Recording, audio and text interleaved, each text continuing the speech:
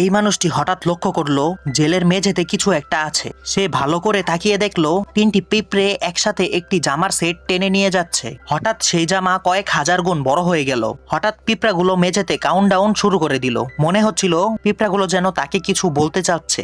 এদিকে গার্ড দ্রুত তার দিকে এগিয়ে আসছে। তখনই মানুষটা সবকিছু বুঝে গেল। গার্ড যখন কারাগারের দরজার সামনে এসে দাঁড়ালো, ভিতরে দেখে কোনো মানুষ নাই। মানুষটা তখন পিঁপড়ের আকারে রূপান্তরিত হয়ে তার পায়ের নিচ দিয়ে দৌড়ে পালাচ্ছে। সেখান থেকে বের হতে না হতেই সামনে হাজির হলো এক বিশাল পিঁপড়ার সেনাবাহিনী।